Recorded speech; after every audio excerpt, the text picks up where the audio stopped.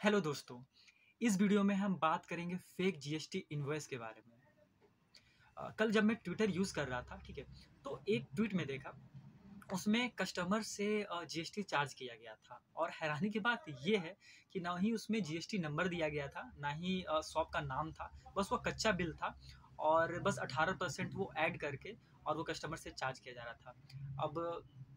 अब इसमें बोलोगे कि गलत क्या है, तो गलत ये है कि जो 18% वो चार्ज ले रहा था, ठीक है, तो वो गवर्नमेंट के पास ना पहुंच के और जो जो शॉपकीपर था वो उसके पास गलत तरीके से वो पहुंच रहा था, ठीक है, उसको एक्स्ट्रा वो मिल रहा था, ठीक है, और गवर्नमेंट को भी वो चूना लगा रहा था और कस्टमर को भी, ठीक है। अब आप कैसे जान सकते हो कि जो आप जीएसटी पे कर रहे हो, ठीक है, जीएसटी, तो वो गवर्नमेंट को मिल रहा है या नहीं है, वो बिल सही है या गलत है, ठीक है। तो जब भी आप इनवॉइस मिलेगा आपको, ठीक है, तो उसमें आप देखिएगा जीएसटी नंबर रहेगा, शॉप का नाम रहता है, एड्रेस रहता है, फ़ोन नंबर रहता है, ये सब तो रहता ही है, डिटेल कि आप लिए हो, कितना उसका जीएसटी चार्जेस चार्ज किया गया है आपसे, ठीक है।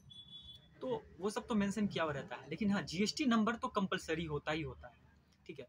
और वो नंबर आप बोलोगे कि फेक भी तो रह सकता है, नहीं, वो नंबर फेक है या रियल है वो आप चेक कर सकते हो। जीएसटी सर्च कीजिए गूगल पे, जैसे कि मैं स्क्रीन में आप देख सकते होगे, स्क्रीन रिकॉर्डिंग में डाल दिया हूँ, ठीक है। एक फेक में इन्वॉइस, फेक नहीं है, रियल इन्वॉइस है और मेरे एक सप्लायर का है, ठीक है, तो आप इसमें देख सकते हो, ठीक है। तो ये मैं सिंपली जीएसटी नंबर उनका मैं डाल दे रहा हूँ, ठीक है, कैप्चा है और उनका देखिएगा डिटेल आ जा रहा है, ठीक है, कि वो डिस्ट्रीब्यूटर हैं, होलसेलर हैं, क्या हैं, और उनका बिजनेस का क्या नाम है।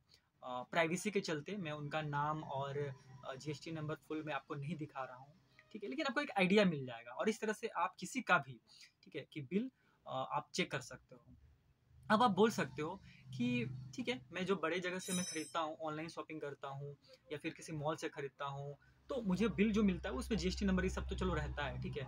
लेकिन जो मैं आसपास के जब बिजनेस से कोई सर्विस लेता हूँ या कुछ खरीदारी करता हूँ, तो वहाँ मुझे बस नॉर्मल बिल मिलता है, उसमें नाम एड्रेस ये सब रहता है, लेकिन उसमें जीएसटी नंबर भी नहीं रहता है। और तो मैं आपको बता दूं कि जो स्मॉल बिजनेस होते हैं उनके वो जीएसटी के लिए एप्लीकेबल नहीं होते हैं, इसलिए वो जीएसटी नहीं लिए होते हैं, ठीक है। तो अगर आप जीएसटी नंबर, जैसे मैं, मेरा भी बिजनेस अभी छोटा है, तो मैं भी जीएसटी नंबर नहीं लिया, ठीक है। लेकिन हाँ, अगर जैसा कि मैं नहीं लिया हूँ और मैं अगर कस्टमर से आपसे चार्ज लेता हूँ, ठीक है, एज अ जीएसटी, तो वो इलीगल हो जाएगा, ठीक है। हाँ, अगर मेरा बिजनेस बढ़ता है और जीएसटी के दायरे में मैं आता हूँ, जीएसटी नंबर में ले लेता हूँ, तो मैं ऑथराइज हूँ, ठीक है, तो वो लीगल प्रोसेस है कि मैं आपसे जीएसटी कलेक्ट कर सकता हूँ, जीएसटी चार्ज ले सकता हूँ जो भी मैं आपको सामान दे रहा हूँ, ठीक है। तो इस तरह से आप चेक कर सकते हो। और अगर आप जीएसटी आपके बिल में नहीं है, तो हो सकता है कि वो जीएसटी के लिए एप्लीकेबल ना हो, ठीक है, लेकिन बरसते आपको ये ध्यान रखना है कि अगर वो बिजनेस जीएसटी के लिए एप्लीकेबल नहीं है तो वो जीएसटी आपसे चार्ज ना करे। अगर वो चार्ज करता है कोई वैसा, तो वो इलीगल है, आप इसके बारे में रिपोर्ट कर सकते हैं, ठीक है। तो कैसा लगा ये वीडियो हमें कमेंट करके ज़रूर बताइएगा। अगर आपके साथ कुछ इस तरह का फ्रॉड हुआ है फेक इनवॉइस का, तो हमें कमेंट करके ज़रूर वो भी बताइएगा। और अगर कोई सजेशंस हो तो वो भी आप लिख सकते हो। वीडियो को लाइक कीजिएगा और चैनल को सब्सक्राइब कीजिएगा ताकि इस तरह का वीडियो हम आपके लिए लाते रहें। Thank you.